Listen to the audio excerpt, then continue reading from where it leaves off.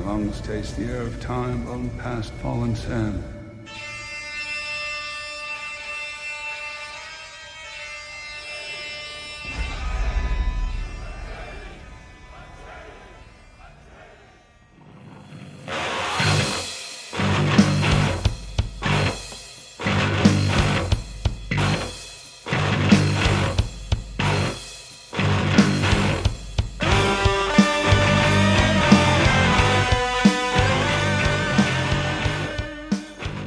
So, from last week, those of you who weren't here, which is a fair number of you, we basically went over the basics of fighting with an axe, and most of that was oriented around how you stand, how you hold, and the various ways to hold an axe. So we went over the various grips, which were throat grip, belly grip, and shoulder grip, and you use these when you're at full measure or at the correct fighting distance. Belly, which is when you're a little bit closer, you're sort of like one step away from sort of being right up in their business. So you're sort of like a bit too close here, but you need to drop the axe down so that you can still hit them with the edge without going past them entirely. And shoulders is when you're just too close and now you're in a sort of grappling distance, okay? So those are the three different grips. So if I say throat, belly, or shoulder, that's what I mean. We talked about how to stand. We said you always keep your left leg forward, right leg back, axe on your hip, like this. The reason being is A, it's loaded. B, it doesn't telegraph your shot. It doesn't tell people if I hold it up here or here, it's obvious I'm coming in for a high attack to your upper openings. Here, you can attack pretty much anywhere you need to without telegraphing that attack, which is useful. We also keep it there because if you're using an axe like a tomahawk or something that's got something on the back, a protrusion like a blade or a hammer, if that's in front of you and the other person hits it, it can hit you and it can damage you, okay? Same with if you were resting on your shoulder. For these types of axes with nothing on the back, on the butt, you can put it on your shoulder like that. I tend to. That's fine. But obviously, if that had a sharp thing on the back, you want to keep it away from your body as best you can. That leads me on to another thing, which is that if you are attacking and you find yourself, you've crossed your own body, you want to keep your checking hand in front of the axe for that exact same reason. Okay? So you end up here and your checking hand is here. And it means that that axe can't get pushed back into you and hit you in the arm, okay? So this side, your checking hand stays out to the left, and you can use it to intercept them, especially if they're a right-handed opponent. If they're a left-handed opponent, you'd sort of try and angle yourself a bit better so that you can intercept their attacks coming in from that side, but most opponents are going to be attacking you from your left as you're looking at it, their right, which means that you keep your checking hand here, and when you cross yourself, you're here, which means obviously you're probably going to be using the axe a little bit more from that position to parry, but it also means that you can stop it from getting forced back into you. So, today's lesson, I'm going to go over pretty much a crash course on how to become fairly deadly with an axe in terms of your fighting. I'm going to show you the basics of how to attack and how to defend yourself properly. I'm going to show you the basics of grappling and how to do disarms. I'm also going to teach you some of the sort of tricks I've picked up over the time of learning to fight with them. Okay? So, first things first. We'll talk about how we actually move around when we're fighting with an axe, okay? The way I see it, there's essentially three fundamental options for when you're fighting, and that is to have a very static stance where you're in your sort of fighting guard, and as the person sort of traverses around in front of you, you can sort of turn to face them, okay? That means you're not really sort of like giving any indication of what you're going to do, and you're ready if anything happens to put up a guard, to parry, to attack, okay? So that's a really basic one, nice and easy, low energy. It looks kind of menacing as well, as someone's just sort of stood sort of like calmly staring at you and just sort of turning ever so slightly every time you move around.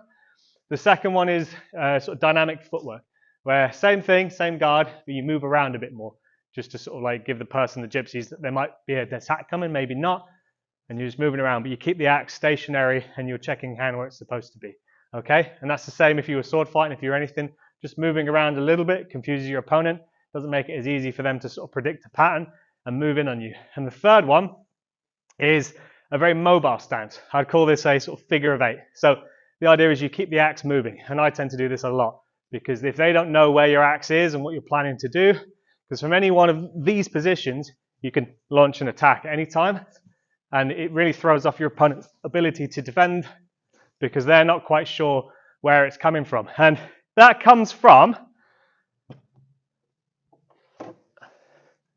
pole axe fighting.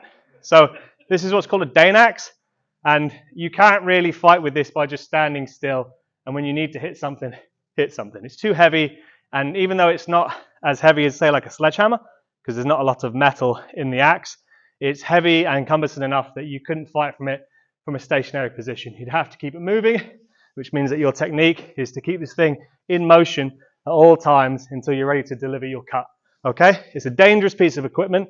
Obviously, friendly fire is a real issue. So these guys tended to fight stood alone. You'd have them stood out in front of the army a lot of the time. Battle of Hastings, the Huscarls, and this was to sort of scare off the cavalry, because obviously you can reach the guy up on horseback. You can probably take the horse down with one of these as well. But they are dangerous weapons to use, and obviously they're only really given to people who knew what they were doing. So I don't know why anyone's given me one, but the point is you have to keep it moving. So same principle of that. With a smaller axe, you keep it moving.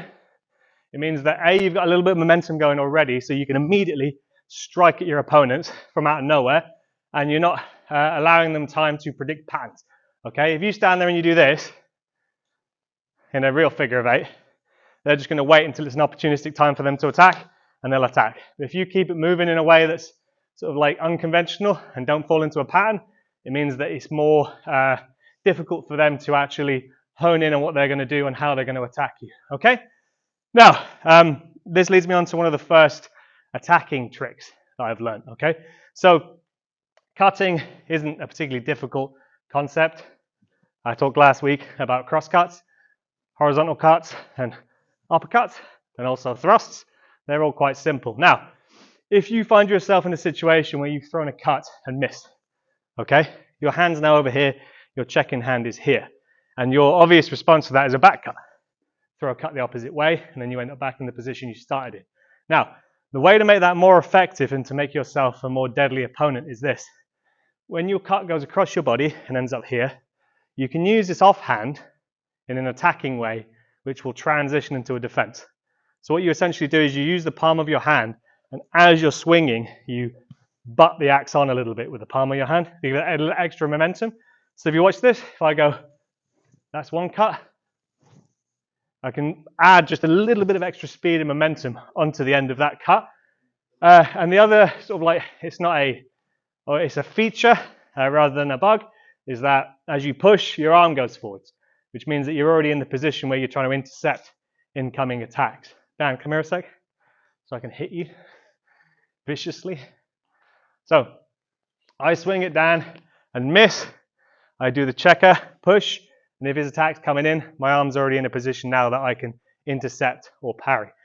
So, I do a cut, miss, push, cut, and I'm in a position where I'm ready to parry, okay? It's just one of the little features you can do with that offhand, and it's just very useful, and you'll see me do it a lot, is if my weapon ends up on this side of my body, and that hand is free, I will use it to give you a little bit of momentum. It works on one-handed swords as well. A lot of the time, can someone grab that? A lot of the time, you see in some of the treatises, someone fighting with a one-handed sword with two hands, but because the handle isn't long enough to accommodate both hands, they'll put a hand on the wrist, and that gives them that little bit of extra force and control over the blade. But I found, because the reenactment sword was kind of heavy, because they're thick, what I had to do was that when it crossed my body, to get it back online faster, I'd have to push my arm to give it a little bit of extra momentum. So with the axe fighting, I find if you cut across yourself, you can push on the haft, that's fine. But if you want that extra sort of like whip crack, do the wrist, okay? Check, and you can give it that extra little like as it cuts to the sky. Okay, don't hit Carl in the face. I'll have to pause the session to do first aid. Okay, so if you'll just find a little bit of space just around the hall, so you're not going to hit each other. I just want you to practice doing cuts across your body, horizontal and cut, cross cut like that.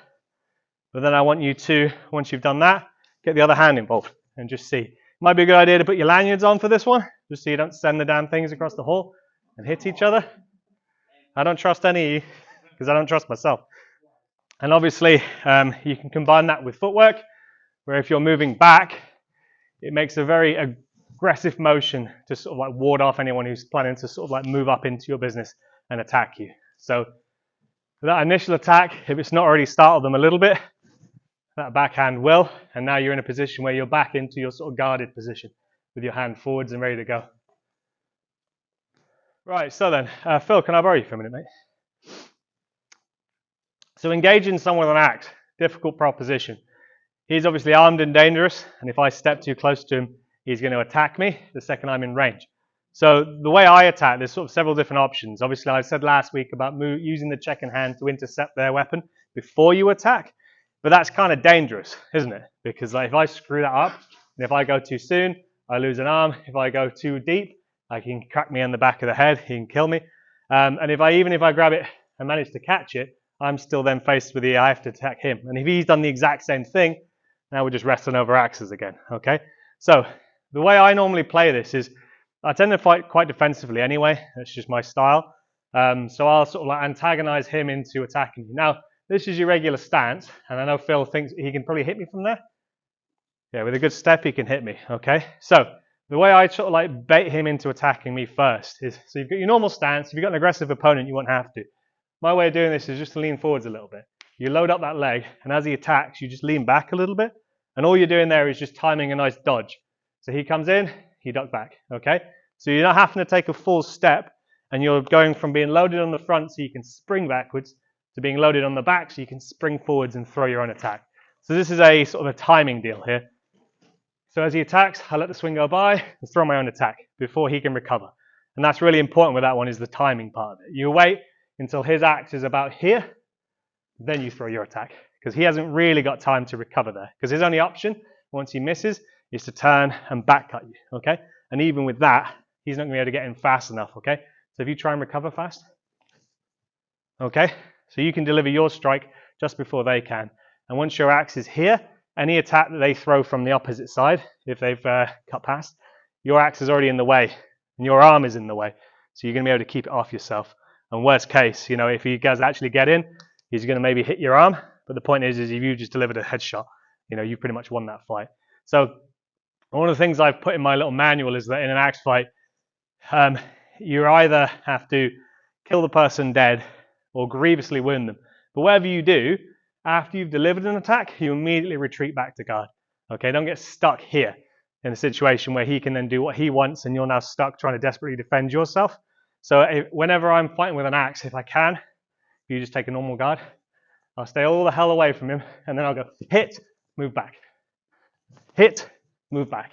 And I won't stand there and get involved in sort of like a grappling match, because if I sort of screw up and he grapples me up, if he's a better fighter than I am, I'm going to get killed, and I don't want to find that out. The other problem with it as well is if we stay here too long, we start sort of fighting over axes, you get locked in. And then all of a sudden it's who's the sort of strongest, who's got the best disarm techniques, things like that. And it just gets real scrappy from there. So you want to keep your weapon free as best you can.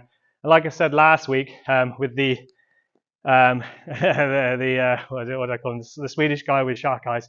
If you embed the axe in a guy and you have to check and get out, again, you need to use that momentum to push yourself free so you can get back, okay? So what I find myself doing is when I'm moving into attack, it's not sort of like épée fencing, where you're sort of doing a little scoot forwards and backwards, and it's not always big steps. A lot of the time I'll do a step, and instead of then stepping back out again, it'll be a step and a leap, okay? Do the fastest thing possible you can to get away. Throw an attack, get the hell out of there. Throw an attack, get the hell out of there. And just keep yourself at a good distance. Otherwise, you're going to be involved in a grapple that you might not win. With that being said, how to deal with being closer and how to actually deliver attacks from up close. So if me and Phil have free hands and we're both here ready to fight and we end up in a situation where our axes lock, right, there's a technique from here to do a disarm, okay? And you've seen it on my videos, which is you basically cut away and down. And the idea, as with the swords, is you can pull the axe out of their hand. And me and Kieran were always trying to do it to each other. And I know he's going to do it to me, and he still does it to me. And it's really bloody annoying because it works, because he may have really strong hands, but the thing with the biomechanics of the hand, you just put your palm out. So if you do a full grip, your little finger is like the weakest point, and with anything, if you sort of like twist in that weapon, it's going to pry itself out of your hands, okay? So if you just do that with bare hands anyway, if you combine that with a hit and then like a really like powerful swing, you can rip that thing out of their hand and expertly stop it from flying across the room, because I'm a bloody professional. Now, so that's a real problem for you, hence the lanyards, If you end up in a situation where you do get disarmed and it's gone, their weapon's bound up in your weapon, And whatever they've done has ended up with their axe all the way over here or all the way over here. So do you know what you need to do? Bum rush them. Immediately bum rush them or peg it. Because from here, I have to basically like shed his axe, or if his axe is already gone, I've got to try and get back at him. So he needs to control my weapon in some way. So don't just stand there confused and befuddled. The second the axe leaves your hand, get a handle on their weapon, okay? Exactly, it is an option, okay? And obviously if you end up disarmed, and the other person has an axe, those biomechanics I was talking about, the same thing. Try and twist the damn thing out of their hand so you now have an axe, okay? But be prepared to get punched in the face and things, because that's probably going to happen. They're not going to go down quietly. And if they're smart, they'll put their axe all the way behind you and sort of brace against you, grab a big fistful of something and just, and then you're done, okay? So, that being said, when we're in close like this, if we end up in a situation where I've cut and he's intercepted my hand, and say if he's got like a really good grip around my wrist, okay, and I'm the same, I've intercepted his weapon. This is the problem, because I can't attack him very well from here, he can't attack me, and obviously we're not going to start corner shin kicking, you know, because that's not going to be effective. But what you can do is you can twist your arm free from here, especially if you're here, because like his wrist is good, and I know Phil's got a pretty strong grip, but he can't really stop me from like winding my wrist free, okay, even if he was a much larger guy. Dan, come here. You're a much larger guy. What do you mean by that? Big and strong. So I got you. Grab my wrist. Hold it really hard. Don't let me free. Okay? You know, you can pry yourself with just a little bit of effort, and it's just all about biomechanics of where the wrist actually sits.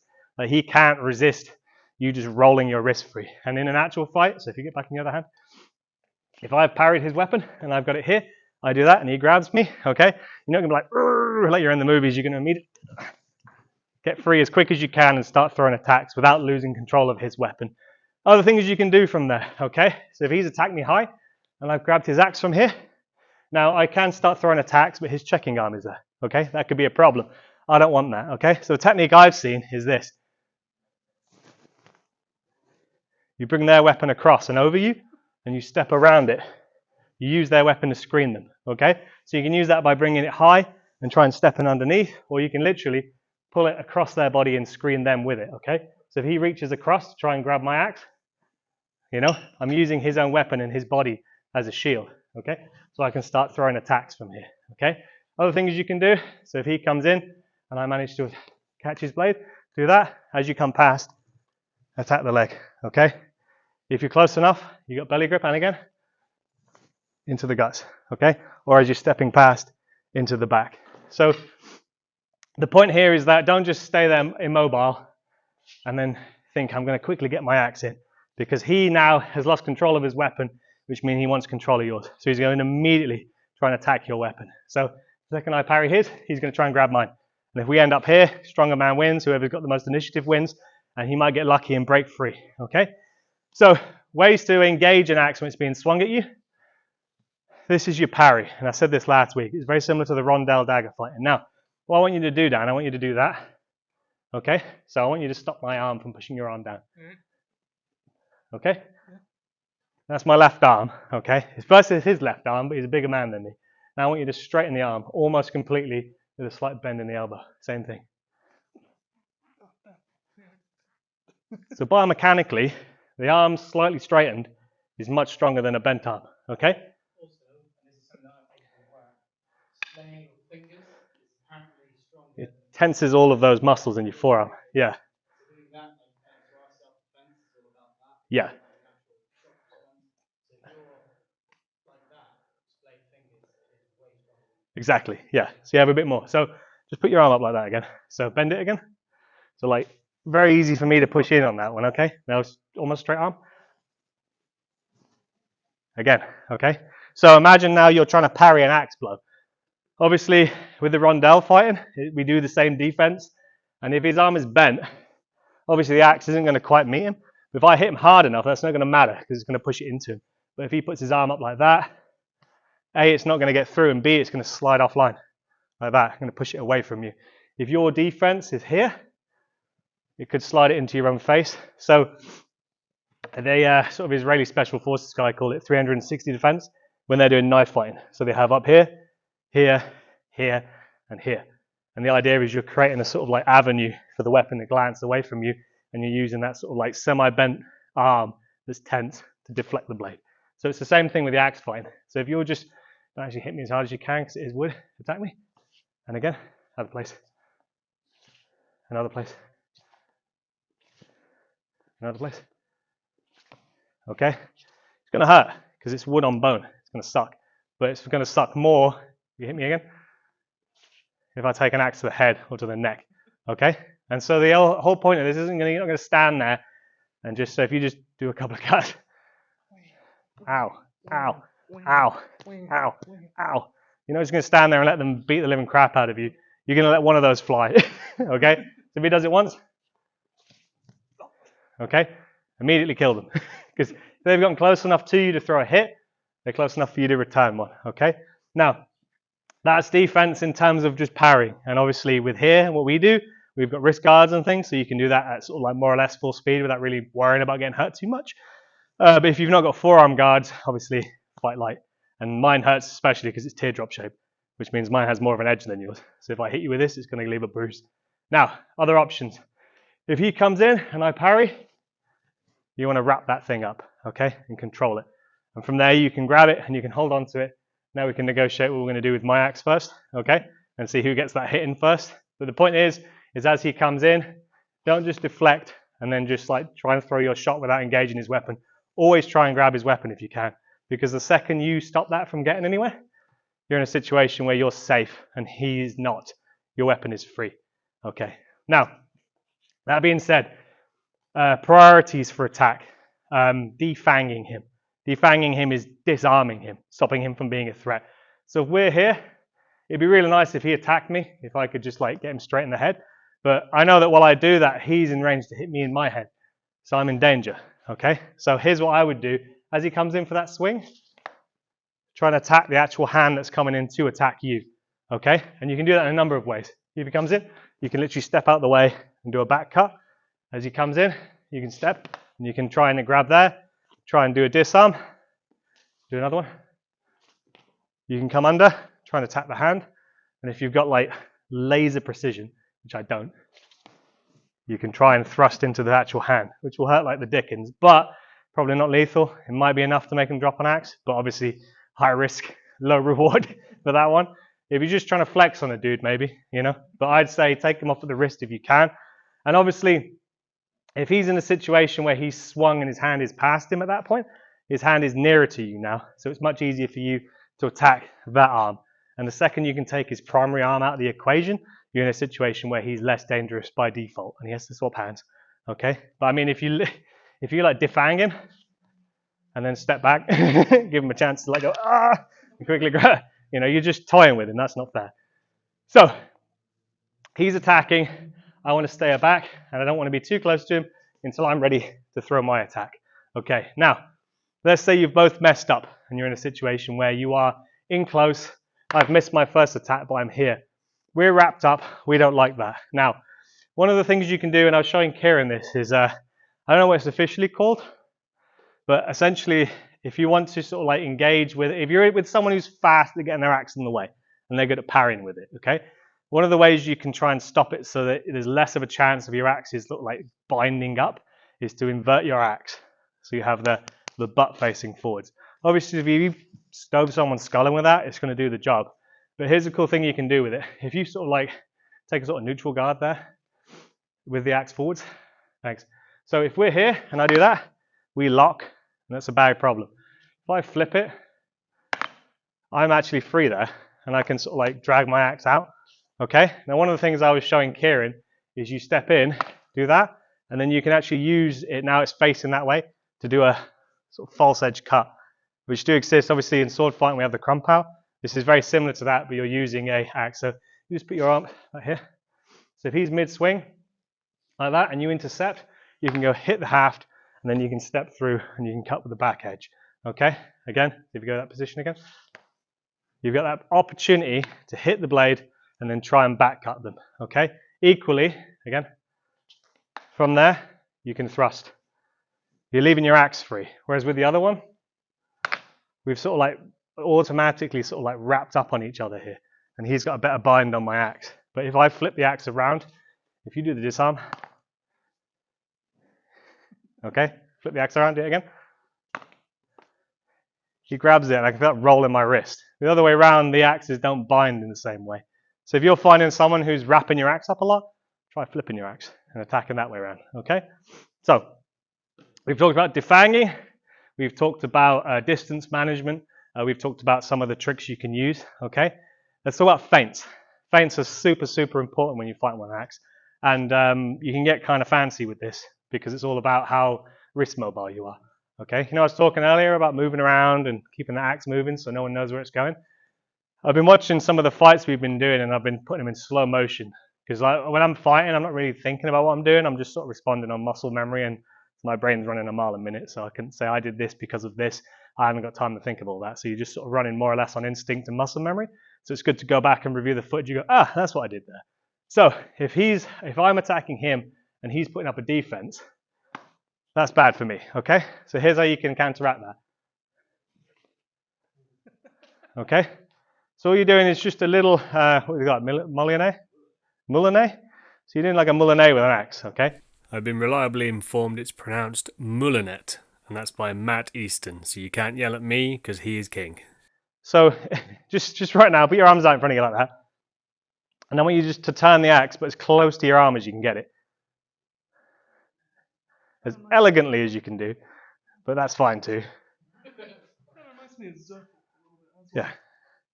So that little bit there just gives you the little extra wiggle room. So as we're coming in, that's what he's expecting, right? And it gives you that little extra wrist flick to come in for a cut. And it totally baffles them. So I want you to parry.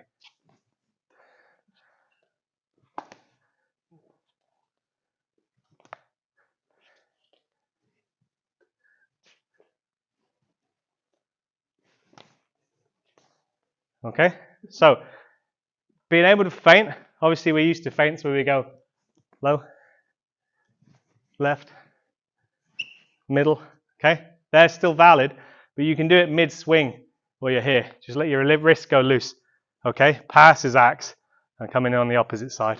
And you'll find that to be a super useful tool when you're actually fighting, okay? It works with thrust as well. So I go, okay, and again. And again. Now, super useful. Okay, I want to see people trying to use that a bit more because it really sort of like changes the dynamic of the fight. Okay, it makes it a lot more hard for people to intercept you. So we've done disarms, we've done feints. Let's just have a quick talk about the brutality of an axe fight. Okay, so it's not a nice way to go out, but you're going to go out. You know, it's not going to be a cut and dry thing. With these weapons, either you've been grievously hurt, killed, or you're all right, and there's not really much grey area in between.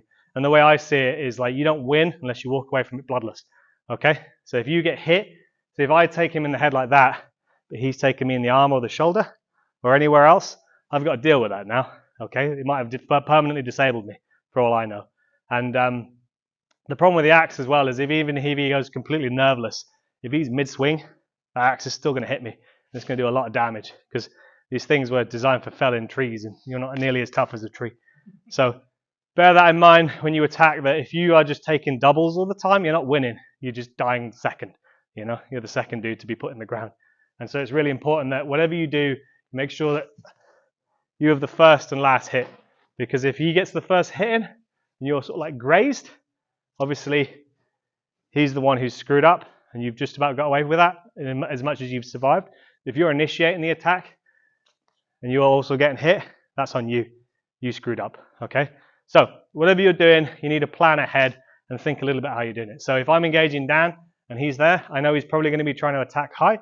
So I will either step all the way back, let him attack, and then attack him while engaging his weapon hand, or I'll step in, thanks for that, engage his arm, okay?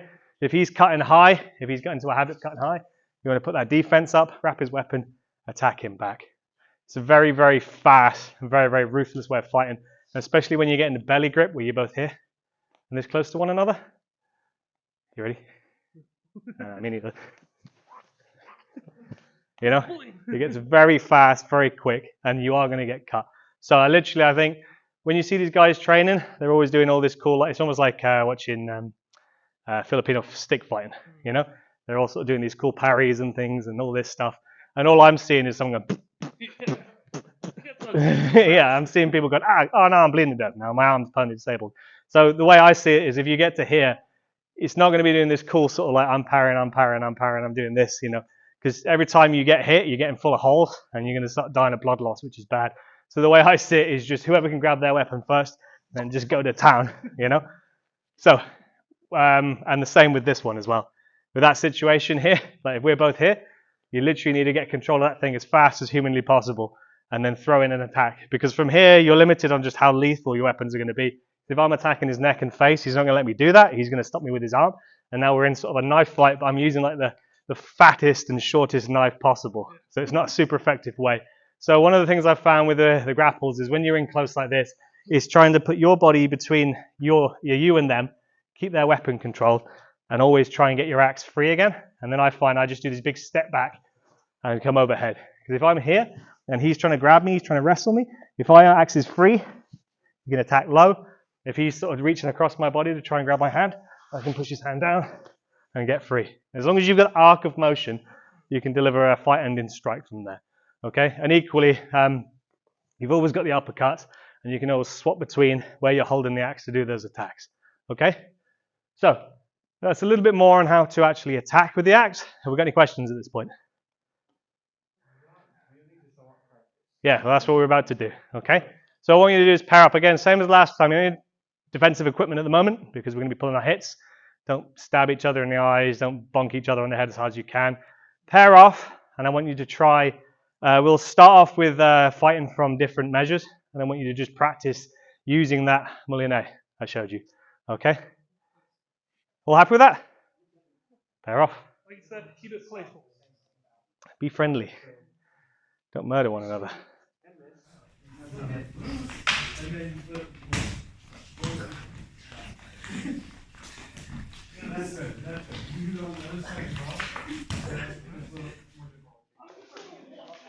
Okay. And hold.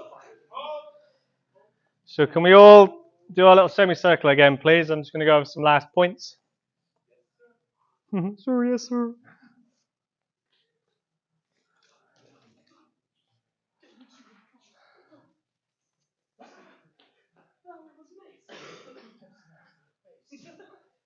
Cool. So I'm just going to break down. I was watching that impressive stuff. I'm really sort of intuitive with a lot of it. Obviously, I'm going to go over some things I've seen in terms of what people are doing right, what they're doing wrong, and just sort of add to some bits and bobs. Okay. Phil, you're closest, mate. I'll borrow you. So, if you just keep delivering cuts there. So you've got a few different options for intercepting something like this. Obviously, you've got a wrist check, which is fine. Again, you can try and grab his weapon. Risky, but an option. Okay. Obviously, step away. Again, you can check with your axe, but now you've inverted the axe. So from here, you'd be going into a disarm. Would probably be what you want to do from there, because it's the aggressive position to be in. That way, again, other way is a disarm. Again, check, grab a hand, release your axe and attack. Again, bat. Okay, it's something that we didn't see happen a huge amount, and I didn't really go over in it, is you can use your axe to bat weapons aside. So you're using the cheeks of the axe. So as he's coming in, you're sort of just checking it offside a little bit, okay? So if he's coming in for a straight cut there this time. Essentially, yeah. So you're crumping the axe to one side. It works best if you can get it sort of like mid-haft. You can get it mid-haft, just because then you're not, it's more force for you, more leverage for you, but also you're not going to get nailed up with their axe necessarily, okay? So as he comes in for that attack, if you can get it there, what have I done now? I've compromised his attack, and now I'm in a position where I can just back cut him, okay? Which is bad news for Phil. Other things as well is like if you end up in a situation where I've over sort of committed and he attacks now, you can come up and use those cross arms like you're doing rondel fighting, okay? And equally, there's nothing wrong with doing that same thing. You know, you do that bar sort of parry with rondel fighting, exactly the same thing. But then from there, you can obviously engage his axe and attack back, okay? This is a cheeky one. If you do again. Okay, risky. risky, okay? But if you can pull it off, it looks bloody sick in a fight, okay? But obviously, high risk, low reward for that one, because all you've done is really like engage your weapon and their weapon, and it's quite easy for him to displace that, okay? Obviously, again, with the butt, you can use that displacement effect again, and obviously from there, once you've pushed his axe to one side, let me move back a little bit, come in again. Once you've moved his axe to one side, you know, the onus is on you now to do something about that, okay? If you just clear it, and then you've opened your whole body up for a back attack, okay? So what you really want to do, as he comes in, clear and engage him somehow, okay? And obviously from here, I can attack low, I can attack high, or I can bring it over and attack here, okay? And equally, I can drop it into a lower grip, and then move in closer from there. But the main thing I find out axe fighting is out with how sort of like brutal and ruthless it can be. It's a good game. It's sort of like a good mind game, because unlike with a sword, there's more areas in his weapon that I can be hit with that it's not going to kill me, okay? And so like when I'm watching the things in slow-mo, if he attacks and I'm here, that's not killed me. Probably broke my collarbone, you know, not a good day for me. But the point is that the axe head has actually missed me, okay? And so like I've got another opportunity now to fight back. So if you can sort of like be willing with the idea of being able to sort of like put life and limb on the line and put arms in the way of that axe, you can intercept it in a way that won't actually kill you. Whereas with a sword, that's always going to kill you. You know, it's always going to lop arms off and things. So it's one of the ones where you have more of a chance to not get dead, okay? But it takes a little bit more skill to get that head online to them. Now, one of the ones for just sort of like fighting up close is if we've each grabbed each other's wrists and we're in a situation where we're wrestling over axes, okay? One of the things I showed Kieran, and this is sort of ones that you have to be friends with a person to do, because it does involve elbowing a person in the face, okay? So like from here, as we're grappling, obviously I want to get my axe free so I can attack back, okay? So what I'm doing is I sort of push off line like that, and you can throw his arm across, and at the same time disengage your arm, throw an elbow to the face, break his grip, and then you can come back for that strike, okay? And obviously in an actual fight, there's going to be sort of more like it's going to be a really brutal attack, and you obviously need head protection things to do it. But from there, that's an option. Other ways you can try and get clear, obviously if you can wrap his arm like that, and you can get into a situation where you're here, if you can control both his hands from there, even if it means that you break his grip with a knee, once you've got control of his weapon hand and his hand, as long as you're a strong grappler, and he's not just like a snake, or he's not like lubed himself up before the fight or something, okay, you're going to be able to sort of like wrestle your arm free. And once you're free, you can just start chopping, okay? Which is, say again? Then it's just then it's just firewood, okay? Equally, if he attacks and I manage to grapple, if you can grab it and turn, me and Kieran did this, okay? So you've got your back to him now. And one of the things that Kieran did was he basically grabbed me from behind. Ended up in a situation where he's trying to wrestle with him. Because you can invert the axe, you can throw cuts behind you, okay? And as long as you're doing it in a straight line, there's someone back there, you're going to catch an axe head, okay? And, you know, likewise, if you end up in any situation where you're otherwise sort of impaired, okay? If you're grappled, if you're close in, you're all this sort of situation here where you're here, Phil has options from here to attack me. If his weapon's free, he can turn it and he can attack me. He can chop my ass, all that stuff, you know? So it's one of the weapons that once you've bound it up, it's not the fight isn't over from there. Because as I've said, you can drop it all the way down into shoulder grip and now you're in a knife fight. And if you end up in a like really close grapple with someone and they've dropped down into this, from here, obviously they've got the option of roll cutting your arm. Okay, they can attack with the horn. Obviously they can break themselves in close, attack your body. It can get really nasty very quickly. Yeah. You're sweaty, Phil. You can come lubed up to that one. Cool, so we've gone over all the basic attacks and things, okay? Obviously, there's more like stupid attacks. Obviously, like you can hook ankles. That's an option, and especially with like big axes. That was a favorite. It was like hooking people's legs out from under the shield wall and then getting it behind a person and pulling it back. And there's little like mechanical things you don't think about when fighting with an axe. So you know I said earlier, if you cut and miss to here, if you pull it back, you're reverse stabbing them with the inside of the beard, okay? And equally, like if you're in a situation where you've got here, you can get it behind heads and you can pull. Obviously, this isn't going to be stuff I'm going to expect you to use in practice and training because you can do a real mischief to each other, pull helmets off and things, you know. And to actually get there, you're essentially like half chopping them in the neck, and then you're pulling the weapon back towards you, which is bad news for everyone involved. But the point is you can get more control than you might think on a weapon like this, you know. Yeah, exactly. And as far as just sort of like adages to sort of defanging, if he attacks me, I don't have to attack his body. I'm going to attack the weapon hand, and once that's gone, obviously then he's disarmed. I can do what I like from there. Plus I've gained an axe, which is cool, you know. So he'd be like, finisher, you know. So all I'd say with this is like, try not to get into bad habits of stooping low and attacking the legs, because obviously that hurt and it's bad. However, you know, I'm just going to get bonked on the head, back, all that things. You always want to keep yourself away from the person as best you can. Protect your vitals, protect your head, and especially protect your neck. I can't sort of emphasize that enough, because of all your body, you have the worst chance of walking away from a neck attack. You know, like your skull is pretty hard. If someone wings your skull, the blade might ricochet up and away. It's going to startle you, it's going to brain you, it'll probably scalp you, but there's a good chance you'll survive that, you know? No, you're one of the ones where you have like a weird bald patch on the side of your head, it's stuck, you know? You got to explain what happened, you wear a bandana, you know? Okay? Chops to the arms. Obviously, that arm's never going to work the same again, but the point is it's survivable. Equally, like, as long as it's not too deep, you can take ones in the back muscles and the ribs, the thigh even, you know, as long as it's not like gotten so all the way down to where the arteries are. A chop like there can be good. Necks are just one of these things, like biomechanically, they just suck for any kind of impact, okay? If anyone's just had someone like chop them in the neck, hurts like hell, okay? But in terms of just sort of like geometry, so like here, if I attack him, it can glance away. Horizontally, it can glance up.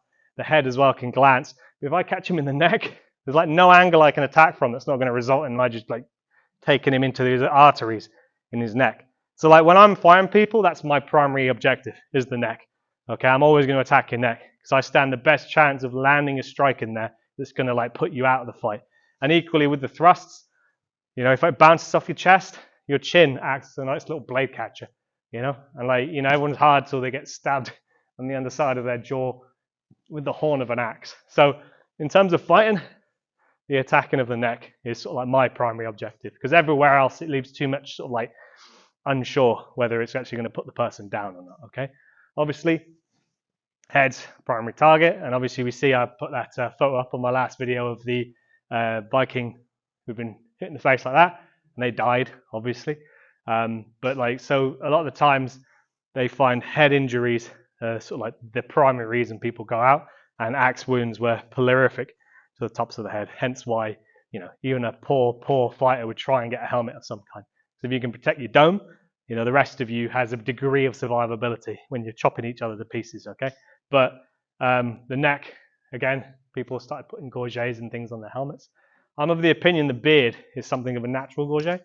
I think the bigger the beard, the more protected you might be. But I'm yet to sort of like demo that, and I'm not prepared to be the person who finds out. So we will see. It's a hypothesis to be proven down the line. So that brings us to time. Thanks very much for that one.